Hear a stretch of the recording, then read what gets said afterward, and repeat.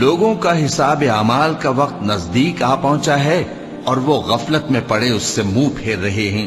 ان کے پاس کوئی نئی نصیحت ان کے پروردگار کی طرف سے نہیں آتی مگر وہ اسے کھیلتے ہوئے سنتے ہیں۔ ان کے دل غفلت میں پڑے ہوئے ہیں اور ظالم لوگ آپس میں چپکے باتیں کرتے ہیں کہ یہ شخص کچھ بھی نہیں مگر تمہارے جیسا آدمی ہے، تو تم آنکھوں دیکھے جادو کی لپیٹ میں کیوں آتے ہو؟ پیغمبر صلی اللہ علیہ وآلہ وسلم نے کہا کہ جو بات آسمان اور زمین میں کہی جاتی ہے میرا پروردگار اسے جانتا ہے اور وہ سننے والا ہے، جاننے والا ہے۔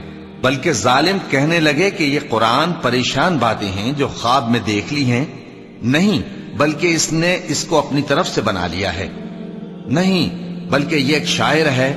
تو جیسے پہلے پیغمبر نشانیاں دے کر بھیجے گئے تھے اسی طرح یہ بھی ہمارے پاس کوئی نشانی لائے۔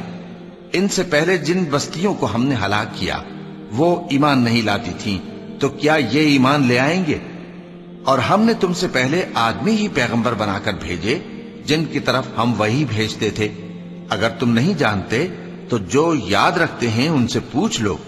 اور ہم نے ان کے ایسے جسم نہیں بنائے تھے کہ کھانا نہ کھائیں اور نہ وہ ہمیشہ رہنے والے تھے۔